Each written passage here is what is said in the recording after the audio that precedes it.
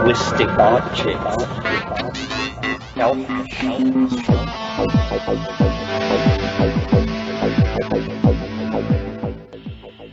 Greetings from Cyberdelic Space. This is Lorenzo, and I'm your host here in the Psychedelic Salon. And I agree, it's been way too long since we got together here the last time, and that's mainly because I've been having some technical difficulties that I'll tell you about later. But first, I would like to thank Neil B., Robert B., Lori W., Scott P., Simon S., John A., Mark C., and Craig V., all of whom sent in donations during the past 3 weeks. And so Neil, Robert, Lori, Scott, Simon, John, Mark, and Craig. Well, I have to admit that if I wasn't feeling so guilty about not doing a podcast and thanking you for your continuing support of the salon, that I'd probably be putting off today's program even longer while I continue trying to solve these technical problems. But your continuing support, even in the face of my long silence, has moved me to overcome my lethargy and get back on with the show. So, if you think way back to the 12th of last month, which was February 2010, in case you're wondering, when I published podcast number 214, which was the first part of a talk that Dr. Timothy Leary gave in San Francisco in 1979. And when we left off, the good doctor had just been asked the loaded question about whether he thought the people in San Francisco or Los Angeles were cooler. And after dodging that question, he took a short break. So now we'll pick up where he returns to the stage for the second half of his talk. Adult means the Finnish form. The word adolescent comes from the present participle of the same verb to grow. The adolescent is one who grows. Now, the key thing about the human species is this, that we have not committed ourselves to an over-specialized adult form. Now, if you follow the logic here, it becomes very simple. The more power you give to the young of your species, the sooner you give that power to them, the faster your species is going to grow, the farther your gene pool is going to move into the future, and of course, goes without saying, the key to everything, the more growth in the individuals will result. Now, the amazing thing about the United States and about the new California culture is this, that it's definitely a youth-oriented culture.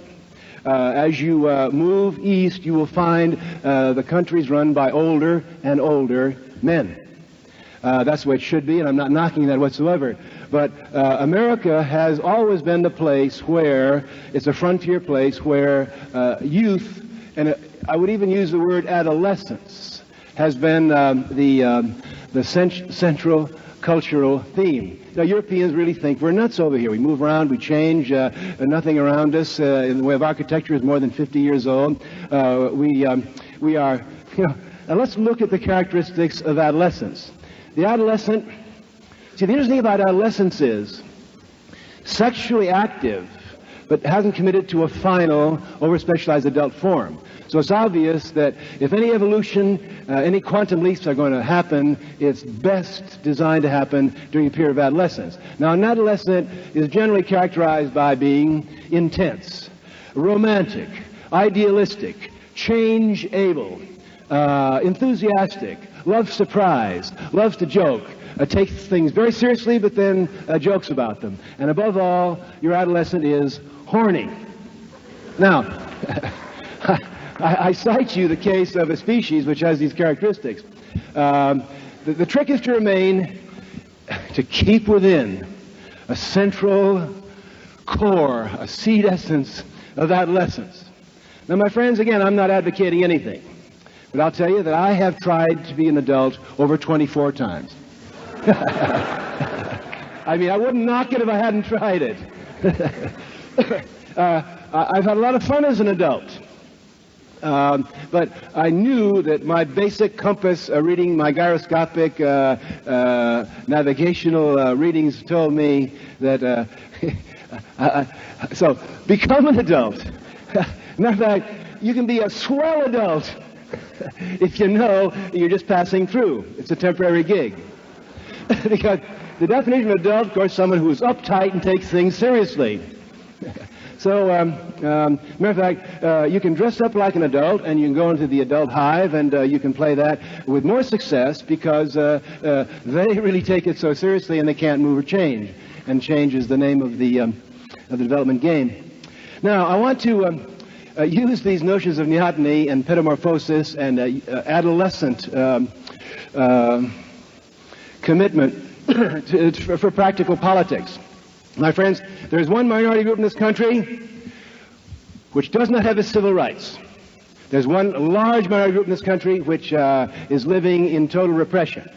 Now, the reason that this large and tremendously important minority group is kept without the ballot and without civil rights, the adults who run the hive use the same line that they've used before. They used it to the Irish Catholics in Ireland and England. They used it to the blacks until recently in this country. They used it against women. You're not ready to handle adult responsibility.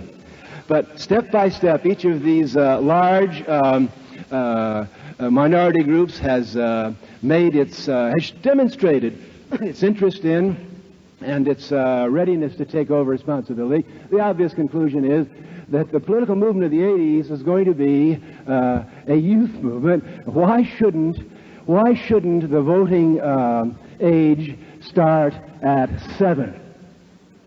Now, well, at 7 they can't read Time magazine. Well, at 7, well, they're not married. Or what does that mean? You have to be married to vote? You know, you go right down the list of all the arguments used to keep the vote away from young people, from the key segment of the population that's ready to grow, and you'll find that if you use those same criteria, you will knock out most of the current voters. So I suspect that in the 1980s you're going to have the classic situation. The key, of course, to intelligence increase in this country is power to the individuals and consumer power to young people. When young people are caught on now that because they have consumer power, the people are listening to them. Now, here, the youth movement in the 1980s will, of course, split, as all political movements do, into a radical group and a conservative group of young people. The conservative young people will talk quietly to parents and will have meetings and so forth. The radical group will do such things as, can you imagine 5,000 6-year-old kids in the Senate chambers refusing to go? And international television watching the police ejecting these 7-year-olds? Well, I leave it to your imagination, the techniques which can be used by intelligent young people, asserting their competence and their... Now, of course, it's again true that we deliberately keep kids dumb by treating them like kids. And it's obvious and well known that the more choice and option you give to any group, sure, they'll make mistakes. Sure, they'll do like every one of our groups have done. It'll take them some time, but now, here's the way I see the scenario going down. I see in the 1980 election a total defeat for the juvenile vote. By 1984, however, the youth activism, militant terrorists 9 years old, putting sugar in gas tanks, and God knows what they'll do to the adults, will lead to a backlash. And to the surprise of everyone in the 1984 election, Ronald Reagan will be elected on his program of firm but stern brat control. After the impeachment of Reagan in '86, the next election will be Tatum O'Neal versus Brooke Shields, who are clear and classic futique expressions of the next political movement. Well, you know, talking politics in a feisty town like San Francisco is always reckless, I think that one of the greatest things happening in this country today is a disillusion with politics. Anytime you get a highly educated, affluent, free, independent, fast-moving populace, and they start not voting. You know, in the last election, less than a third of the voters voted. In the 1976 election, more people decided to stay home than voted for Jimmy or the other guy's name. What does that mean? It means that more people in 1976, the 200th year of our republic, decided they had more important things to do that day for their own personal growth, to make some money, to keep their own rally going, to do something for a loved one or a friend, than to go to a polling booth under the illusion that voting for Jimmy or Jerry was going to change anything. We all know that if voting for Jimmy or Jerry would change anything, it would be illegal.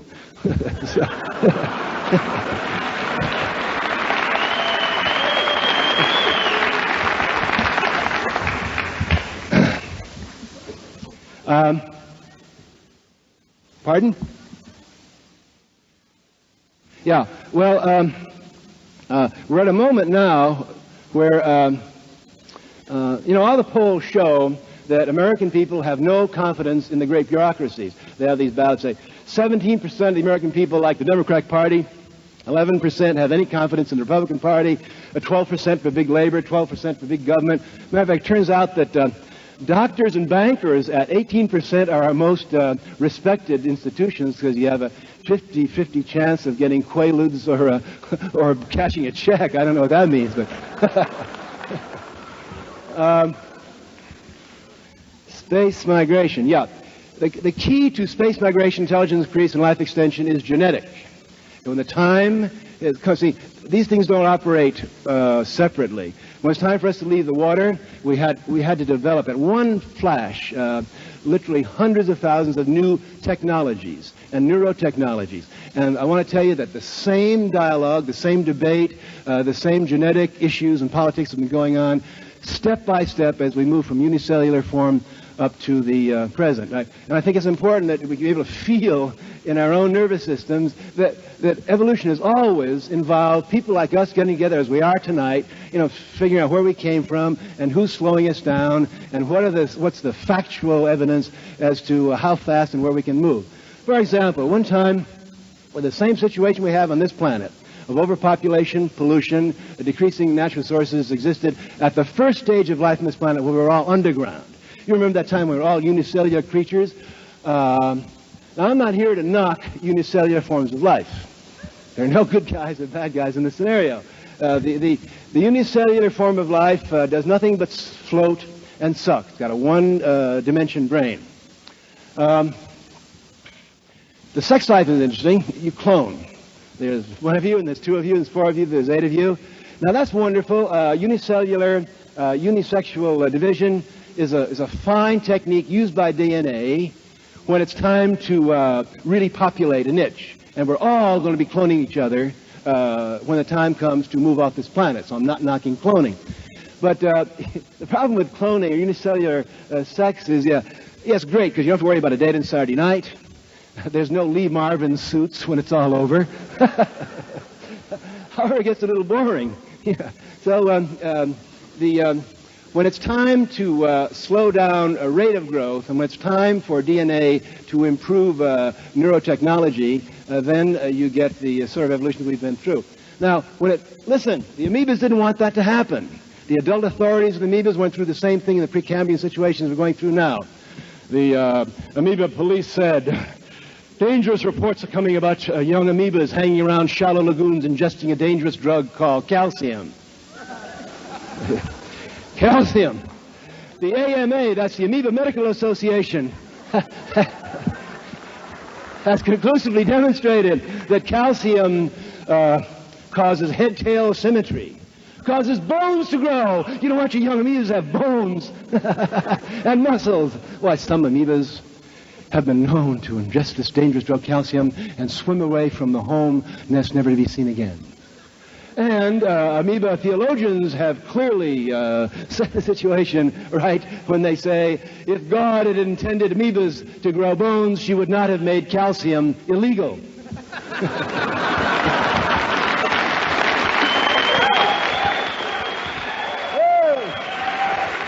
Now, I don't have to tell a sophisticated crowd like this how we went from calcium ingestion to oxygen sniffing and up the chain of biochemical intelligence. The whole thing is genetic. Listen, we're not going to move into space because some male macho militarists in the Pentagon or the KGB think it's time to move guns up there. Sperm intelligence is great. Sperm intelligence moves out and establishes the first niches and so forth. Every species, every tribe, every gene pool. Oh, at this moment, I must pay tribute to a very honored guest tonight, Robert Anton Wilson and Arlen Wilson. Stand up. Arlen, one of the great heroes of our time, author of Illuminatus, Cosmic Trigger, The Universe Next Door.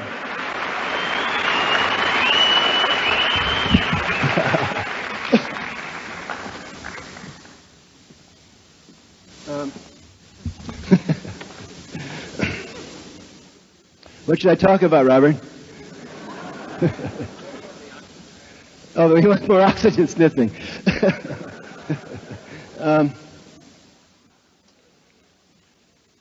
The adult hive, it's all defined this way. The adults who run the hive naturally have to put up every barrier to change. You know, they're robot programmed to do that. No good guys, bad guys. There's some of us who are robot programmed to be what I call outcasts. Every successful sperm egg ship has to have its people up there looking forward and sending back information as to where the next ecological niche is going. Because I'm ready to say it flat out. They accused us of this when we left the water. They said we were cop-outs. When we left the shoreline and developed our fur coats and binocular vision, they said we were copping out using terrible new technology. When we stood erect, they said you're copping out, getting high that way with a backbone standing up. You know, they've been telling us that. I'll tell you right now, I admit it, it's an escape trip. The people who know how to, you know, the smartest, the most courageous, people that like themselves and love their loved ones, don't want to stay around and fight over the barnyard. Move out. Keep one step ahead of them. We don't have to fight them because we're smarter than they are. And we're always sending them back. We're always sending them back signals. We're always sending them back. We're doing it for them. Those of us that are outcasts, that are future people. And it's our time, my friends. You know, there are times in history for centuries and nothing happens except one duke is changed by another baron and so forth. But this is a time when the outcasts and the future casts and those who... And by the way, there's no genetic thing here.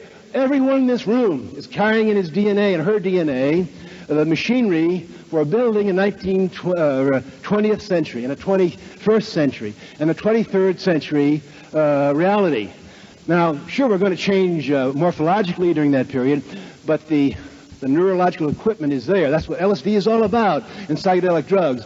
It may...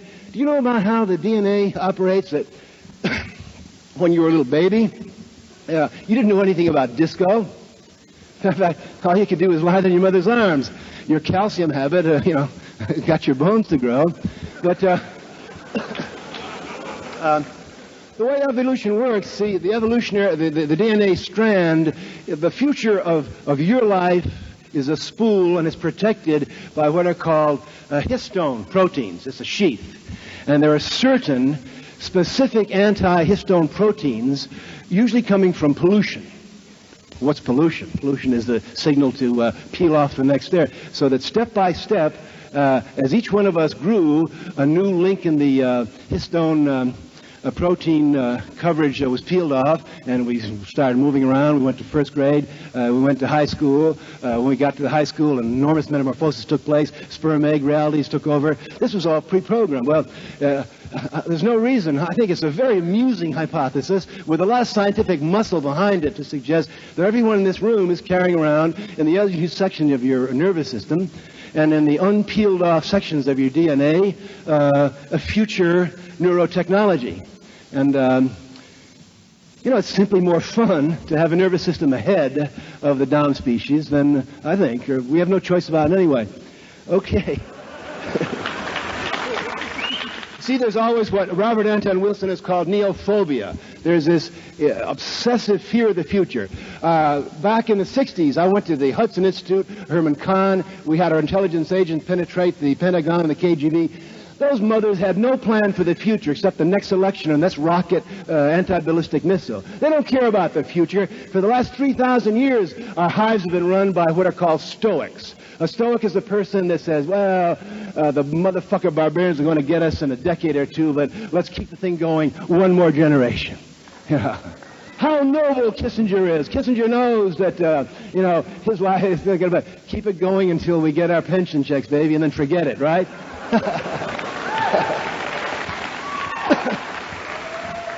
Well, we're coming to the point where we realize that, the future belongs to those who see the future. The only interesting thing to do is to start building the future, because nobody knows. They don't have the clue, so that those of us that are here tonight can begin thinking about creating, and I don't mean, better supermarkets. It's genetics. Okay, space migration, genetics.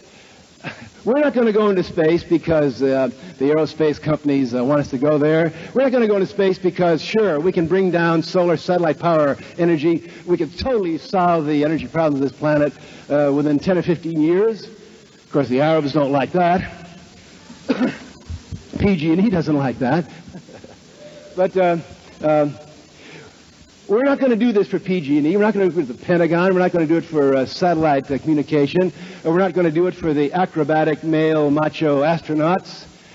We're going to move into high orbit when the women of the Sun Belt in America realize that it's time to move. It's always been that way. The first wave is always male macho. The Greek astronauts of Homer, the wine dark sea and all that stuff, they were fighting and raping in the Homeric days, but the real issue didn't come until the ships went with the children and the grandmothers and till the big, great egg ship moves. And the egg ship's going to move when it's time to move. Same thing is true in this country was an interesting thing, one of the greatest genetic experiments in the history of our planet occurred in the last 400 years. South America and North America. Now, South America was invaded and built up by men sent from Madrid and from Lisbon, speaking Spanish and Portuguese. And they didn't go over there to start new lifestyles or to have a frontier of growth or to have individual new lifestyles developed. They went over there to get the gold, to build a cathedral in Toledo. They went back over there to preach their religion, their monotheistic religion to the natives. The key to the South American experiment was they didn't bring the women. It was not an egg wisdom. It was a sperm adventure. And the heritage of that still exists today.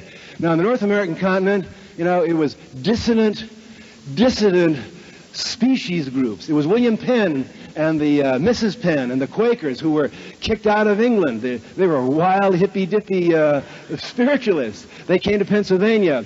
The Pilgrim Mothers and Fathers were out, against the Church of England. They went to Holland. They were persecuted. They exiled. The history of this movement westward has been, sure, when we came west, it was the male macho John Wayne shooting him up and all that. But nothing happens that way. Nothing happens until the great egg ship moves westward. So space migration is going to happen. It's going to happen quickly when the women understand that the best place to make love is in zero or multiple gravity. That the best place to raise children is in a place where you're surrounded, you're interacting with people who share your particular vision.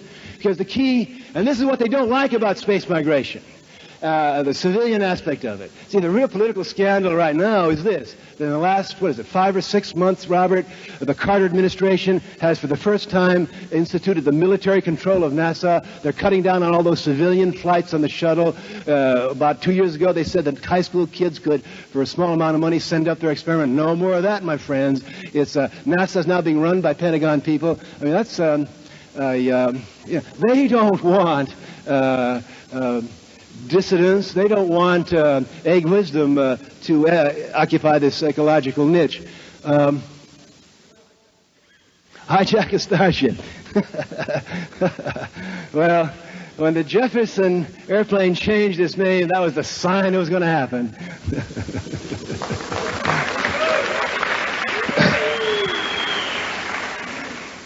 Another political issue, of course, is drugs. That's interesting. The drug issue is always there. It's the one thing that none of the politicians will talk about. I would say that, you wonder why people are disillusioned with their government. Talking about Proposition 13, 35 to 45 million people are paying taxes to a government that's putting paraquat on their marijuana. The real scandal about drugs, and we've known it, everyone's realized it for a decade, is that drug research is just beginning, that they are in the laboratories and in the experimental rooms in Basel, Switzerland, as well as in this country. Scientists working, pharmacologists working, developing an enormous repertoire of new drugs that'll make you smarter, that'll give you memory, that'll make you forget, that'll make you horny, that will, of course, the key. Yeah, I don't know if I told you this, but I had about 3 interviews on television before I came out here. Did I tell about experimental drugs? Here? Oh, yeah, all right. Well,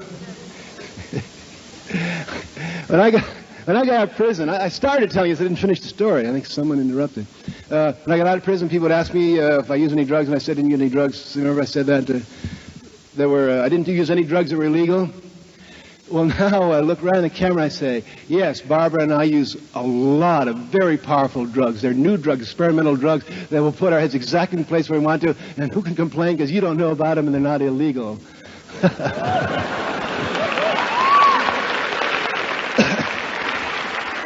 I think it's a scandal that our government, forget the government, just get there, is stopping research on neurological and neurotransmitter drugs that can give the American people the option of putting their brain exactly in the kind of area of intelligence and of mood. There's simply no excuse for any American to have his or her head where he or she doesn't want it to be. And this is...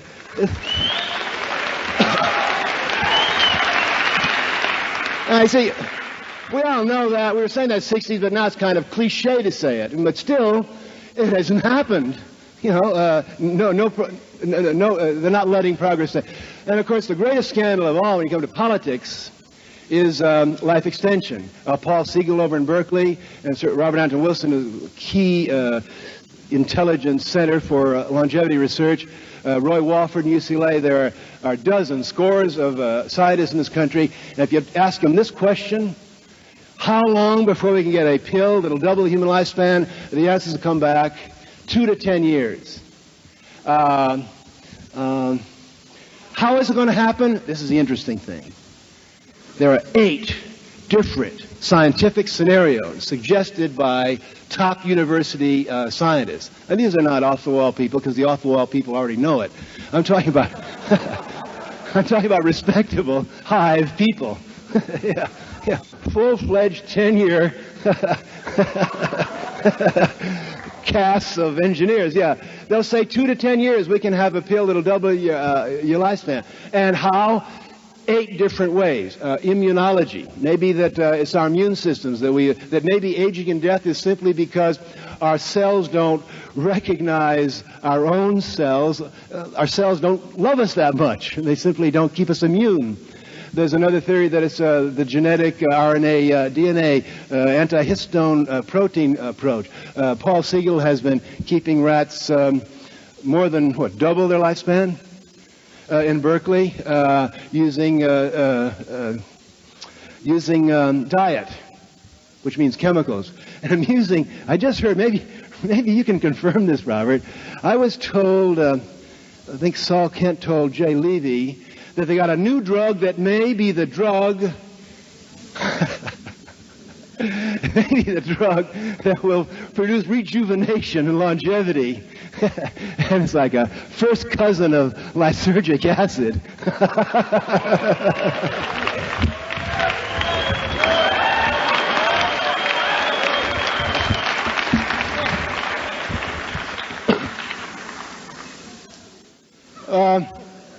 Well, what do you want? Controversy? You want you want CIA jokes? You know, when we came to Harvard in 1960, sent under assignment by Galactic Egg Intelligence. The thing about Harvard is, if you're sent to a planet, it's all in the navigation guidebooks they give you in Space Academy. So you take a planet like ours, and you want to bring about an evolutionary mutational change. Where do you go? Well, you don't go to Washington. You don't go to Rome. Listen. Suppose you had 1 million doses of LSD, and your assignment on this planet was in 5 years you had to mutate the whole planet. Well, I wouldn't use those 1 million doses in India because they'd gobble them up and the trains would run better. You know.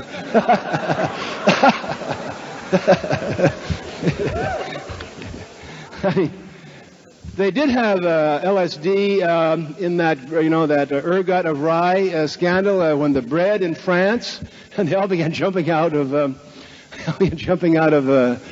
church windows. That's premature post-terrestrial activity. The key to getting high is that you are transcending gravity. There's no accident. These cliches, these folk myths. Why I say getting high? Well, that's no accident. As they say, the trajectory of intelligence is that we're getting higher. The smarter you are, the higher you want to be. I mean, that's obvious. Not sort of going out all the time. The key to neurological navigation is to be able to voyage into exactly the circuits of your brain that you want to be, exactly when you want to be there, and with whom you want to be there. So, but anyway, when we came to Harvard in 1960, the psychotropic drugs and their effects have been known for centuries, for millennia, for thousands of years.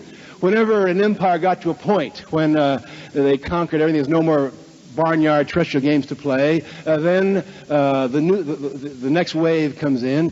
If you control everything out there, if you control the Army, the Navy, the Air Force, the chariots, and all that, what do you want to do? Well, inevitably in these great empires in the past, in China, the Mongol emperors in India, throughout the Middle East, they started making inward voyages using the obvious locomotion for neurological voyaging.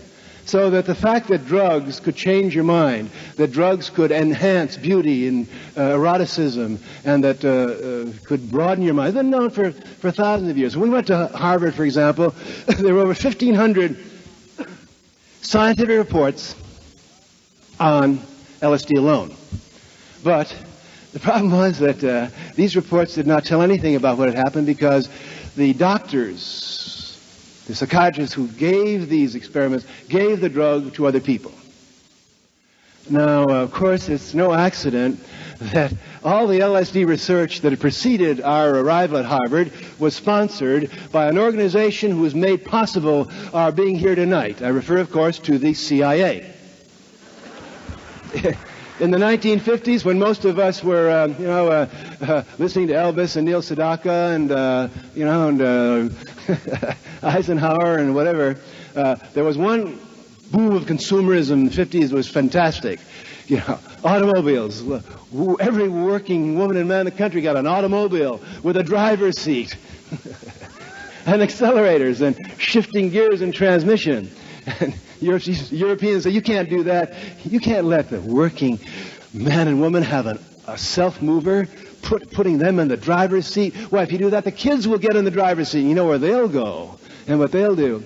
So all this 50s consumerism, there was one group of Americans who were not indulging themselves. I refer, of course, to our friends in the CIA who were sending their agents up the Amazon headwaters, through South Africa, through South Seas. There was not one root or vine or mushroom or nut or vegetable in the world they didn't bring into their laboratories to figure out how they could fuck our heads up with it. They were going to drop it in the water supply of Russia. That was the scenario. Remember that? Well, when we came to Harvard, there was a lot of research done, but It wasn't time until the 1960s when the consumerism of the 50s, the average American young person had an automobile, knew how to move their body around, knew their, in a car. So the next step of body consumerism and brain consumerism, we didn't do anything. It was time for that to happen. It's always happened in times when the species is about to move out. So, of course, the key to the 60s, as we see it now, was it was a period of self-discovery, of self-indulgence, and a refusal to accept the adult hive over-specialized models. I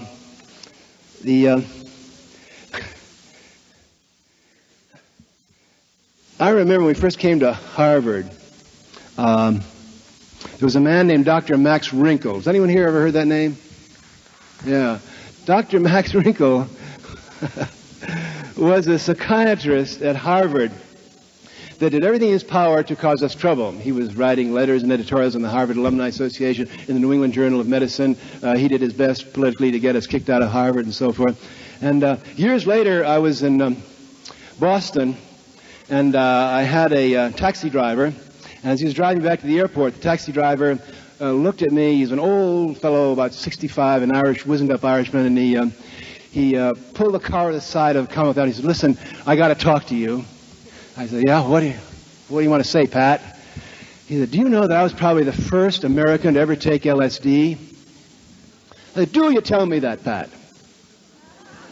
How'd that happen?" He said, "Well, did you ever hear the name of Dr. Max Wrinkle?" I said, "Yes, the gray fox of the Harvard Medical School. I know him well." Because here's what Dr. Max Wrinkle and the other CIA psychiatrists would do in the 1950s. They would go over to a place in Europe which, as Rome is to the Catholic, and as Mecca is to the Islamic follower, this city is to the doper. I refer, of course, not to San Francisco, but to Basel, Switzerland.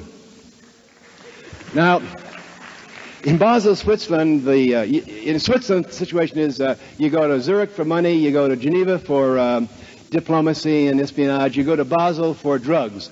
My friends, in the great laboratories of Ciba-Geigy and Sandoz and the other Swiss companies, there are laboratories, there are storehouses, there are warehouses, there are locked rooms which contain drugs that would baffle and boggle our minds. It is said... Rumor has it, the legend goes like this, that there are, in the high valleys around Basel, Switzerland, there are alpine villages where the inhabitants have not drawn an unhallucinated breath in 500 years.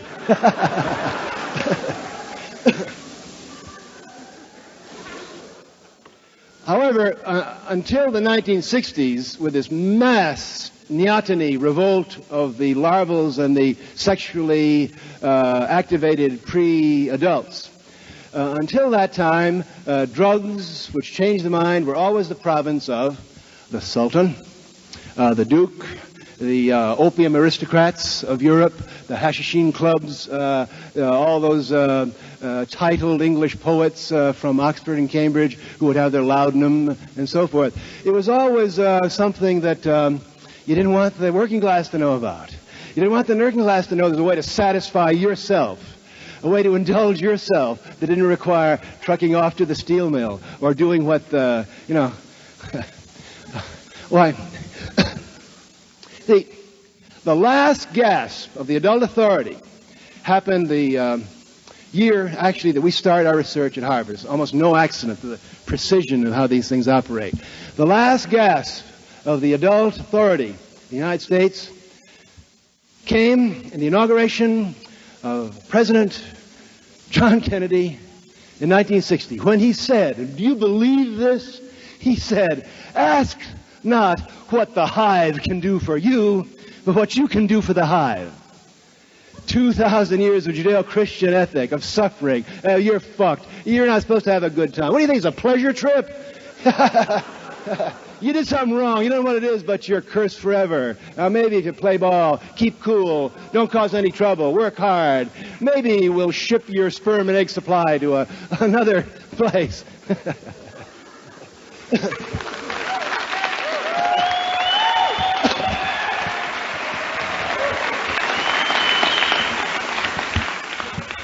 Well, the key to space migration, the key to intelligent increase, which means you learning how to use the nervous system and learning which neurotechnologies and neurotransmitter drugs or techniques, bioelectric feedback, there are literally hundreds of techniques now that can and are going to be used to increase our intelligence. Now, I don't mean the intelligence measured on tests by middle-class intellectuals, with pen and paper. I mean intelligence in the sense of getting control of your own brain, getting control of your own reality, and using the equipment that we have. The key to everything that I've said tonight, the key to everything that I've done throughout my life, and I'm sure this is true of almost everyone in this room, slowly, step by step, we've had to overthrow 2,000 years of this heritage that somehow we're wrong and that we're not good people and we're not lovable people, and so forth. Step by step, like undoing buildings, we had to uncarpenter our way through this. So that everything that we're talking about tonight has to do with basically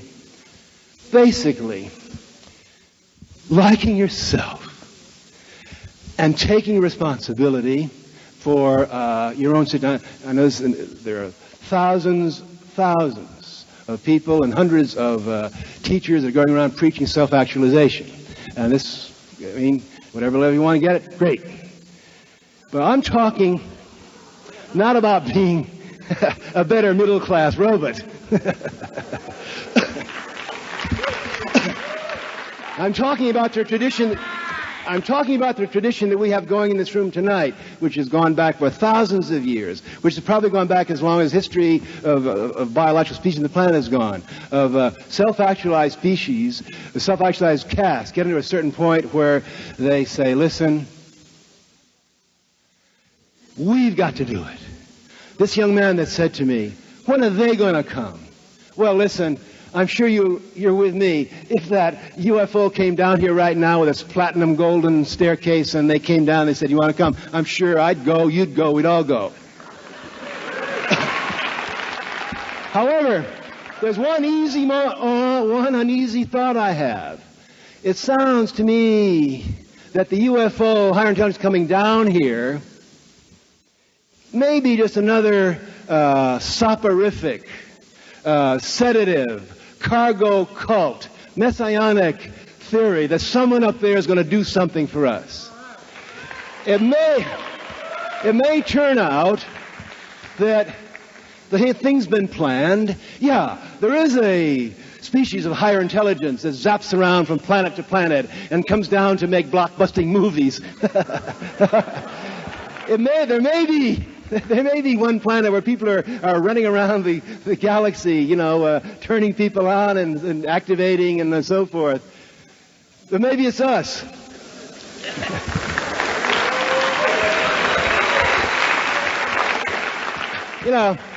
It's my reality, and I can write history the way I want to. So as I read my own history, I see the way it's always been. In cities like San Francisco, people like us getting together in hillsides and so forth, bringing us up to date as to where the thing is going, and saying, well, they say that the fruit grows on the trees and the nuts grow on the trees because we do munga bunga to the god. But maybe if we planted these seeds, we could do it. Hey, you can't do that. They'll bust your ass if you plant seeds. Well, so we get a little ecological niche and we try it out. And sure, lo and behold, agriculture, because some intelligent, probably women, but men and women back there had the guts to go against the priesthood at the time and say it's not munga bunga up there, it's groping human intelligence, trusting, taking risks to do it. The first people who used fire, Prometheus, they gave him a 30-year sentence for discovering fire. Well, it's another male macho trick. I think fire was probably invented by a woman or a man that loved a woman, sitting around watching, saying, well, we can take We don't have to wait for the lightning to come. It's not Jove up there doing it. We can use that brand. We can cook with it. We can be warm with it. We can keep the light going in the night. We can have parties all night in the cave. We can make beautiful works of art with that on the walls. Yeah. It took guts to do that. Greek, listen, the old histories of the religions, they're not screwing around. They busted Prometheus for doing what we're doing tonight. The conquest of disease. Robert Hunter Wilson has written over and over again about our friend Semmelweis, who was busted and driven into insanity because he said that you should wash your hands before you delivered a baby. Well, you weren't going to tell the AMA of Vienna, who, in those days a surgeon was known because he smelled of pus. You weren't going to tell them they had to wash their hands like a peasant. It's a long tradition of, listen, we don't want to run anyone's country. We don't take anything away from anybody. But there is a tradition of people who have confidence. See, like, I'm personally insulted that it rains on Barbara and I and we want to play tennis. What are we, inchoate, primitive savages? We can't control the weather? I'm insulted to have to be down here in a one-gravity planet, a swamp like a slug, down here 4,000 miles creeping around the bottom of an atmosphere well. I'm a high-flying creature. Barbara's higher than I am. It's an insult that 75% of my energy and yours goes into walking, lifting. Look at this building. It's all set up to fight gravity. Well, it's an insult to be trapped in this prison planet. Cloning. I told you DNA is going to be the big political issue in the future. Cloning. When we're talking about taboos, my friends,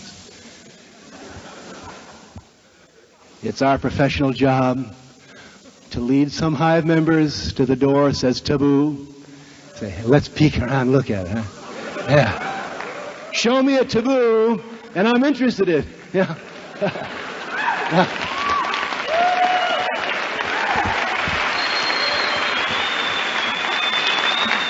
Now, when the scientist caste comes up with a new technology, immediately the military and the old guys who run the hive take it over.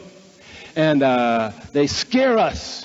See, we can't go into space. I'm not an Air Force cadet. You're not an astronaut. You got to be a Pentagon kid to go into space, right?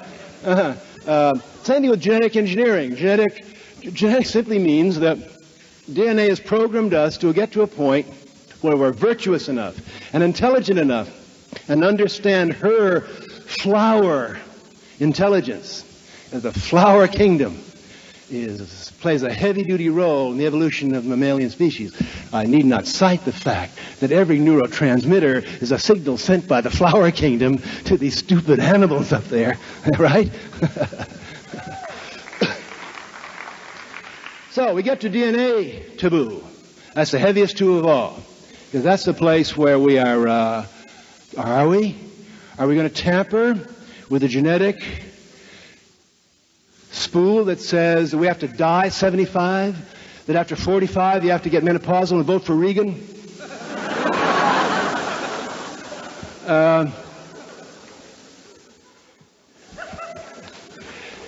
DNA is a program that when the time is ready, all the signals are coming in: overpopulation, pollution, swarming. Swarming is the key to the next move. We get to the point where we say, yeah, we're virtuous enough and we're intelligent enough, working together openly, not in secret, to clone ourselves. Now, I love myself. I love Barbara. And I love my friends. We're going to clone ourselves. We're going to send out rockets, little ones, small ones, out there. Because I think any planet would be better off having us there. Now,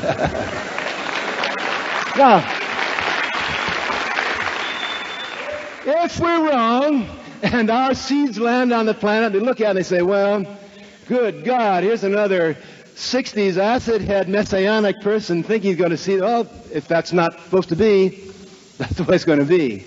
But did that happen to us? Yeah. When I go to the more naive eastern provinces, kind of interesting, they don't know. Most of those kids were in junior high school, grammar school in the 60s, and they don't know who I am. They think the 60s, a bunch of naughty kids throwing rocks. I mean, and they're confused about what's all that. I say, well, you've heard a lot of images and a lot of stories about me and this and that. So, well, the true facts of the matter are this, that back in 1960, Harvard University, our crack team was working on some neurogenetic experiments. The experiments succeeded, and I was cloned. What time is it? 12 after 10? Thank you. Oh, my love, thank you. Thank you.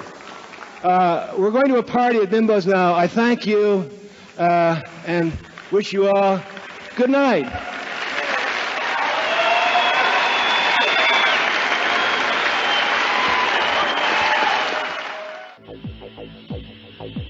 You're listening to the Psychedelic Salon, where people are changing their lives one thought at a time. And so they moved the party to Bimbo's. And while I've never been there myself, I do notice that Bimbo's in San Francisco still seems to be going strong. So maybe when you're in the area the next time, you can stop by and have a refreshing beverage in memory of the good doctor.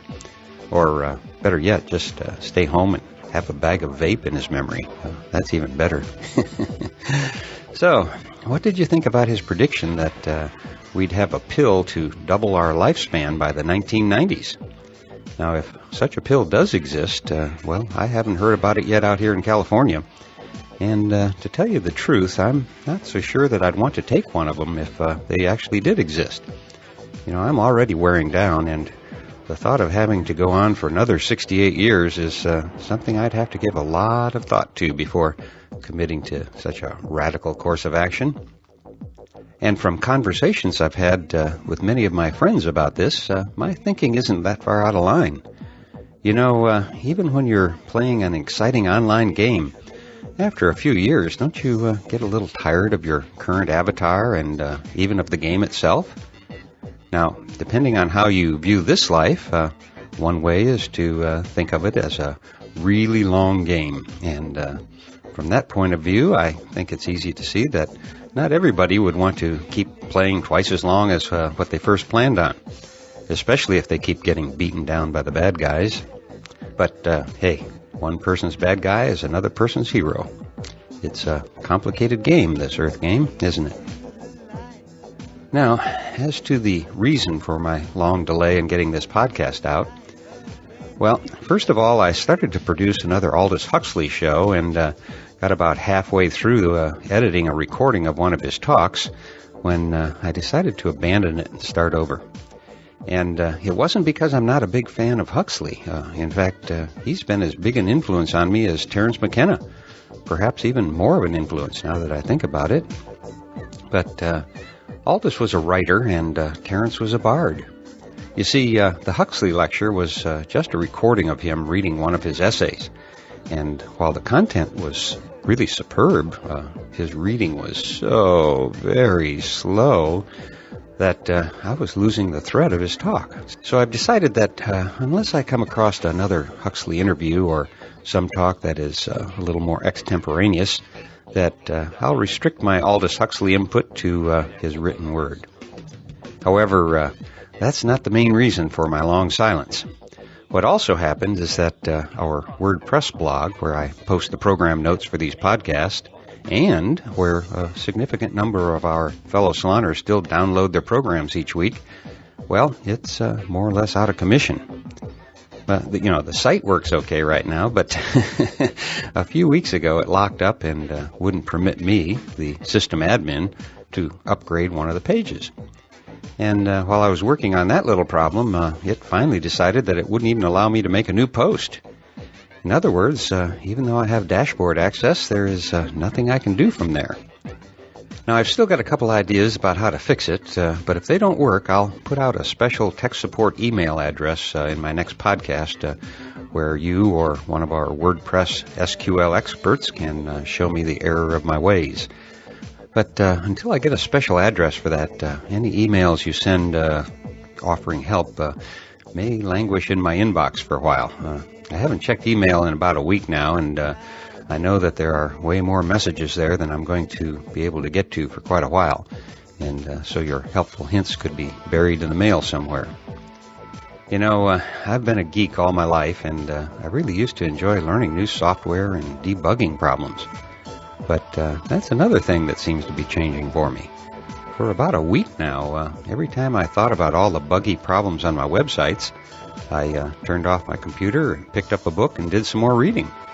And after only a week of that, I'm finding it difficult to even force myself to turn on my computer.